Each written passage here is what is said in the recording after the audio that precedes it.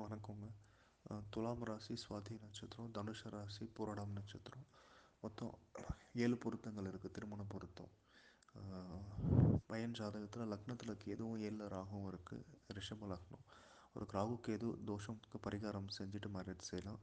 பெண் ஜாதகத்தில் குருவோட கேதுவும் ராகு கேதுவுக்குள்ள எல்லா கிரகம் சந்திரன் வெளி, அதுவும் காலசர்ப தோஷத்துக்கு பக்கம் இருக்குது.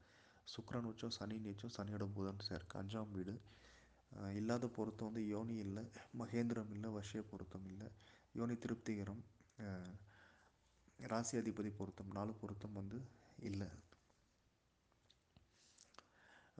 அப்போ என்ன செய்யணும்னா, அந்த சுக்கிரனுக்கும் குருவுக்கும் பகை. பெண் ஜாதகத்தில் குரு கேதுவோட, ஆண் ஜாதகத்தில் சுக்கிரன் புதனோட. அப்போ 2 பேருக்குமே ஆண் குழந்தை யோகம் தான் இருக்குது. சந்திரன்லேருந்து 5ஆம் வீடு எடுத்தோன்னா சனி இருக்குது.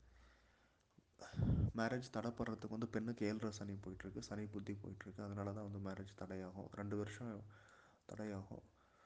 அந்த 2 வருஷம் கழித்து மேரேஜ் செஞ்சாலும் வந்து நல்லதுங்க. 2 ஜாதகம் பொருத்தம் வரும். அந்த 2 ஜாதகத்துக்கு மேரேஜ் ஆகணும் அப்படின்னா ஒவ்வொரு சனிக்கிழமை பரிகாரமாக நாகலம்மா கோவிலுக்கு போயிட்டு பால் முட்டையெல்லாம் தானம் பண்ணிட்டு வரதான் தான் கோயிலுக்கு.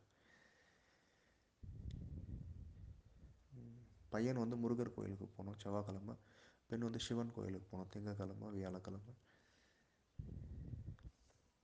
டைமண்ட் மோதிரம் போட்டால் நல்லதுங்க. சுக்கிரன் வந்து உச்சமடைந்ததால் வெள்ளை கலரில் இருக்கிற ஸ்டோனு, டைமண்ட் ஸ்டோன் வந்து வாங்கி அதை வந்து கோல்டில் இல்லை சில்வரில் போட்டால் அது வந்து பிளெஸ்ஸிங்ஸுங்க. இந்த மோதிரத்துடைய லிங்க் நான் அனுப்புகிறேன் பாருங்கள். 500 ஃபீஸ் வந்து ஒரு வருஷத்துக்கு வேலிடு. 2 பேருடைய ஜாதகத்துக்கு ஒருத்தருக்கு 250 ரூபா. நன்றிங்க, வணக்கம்.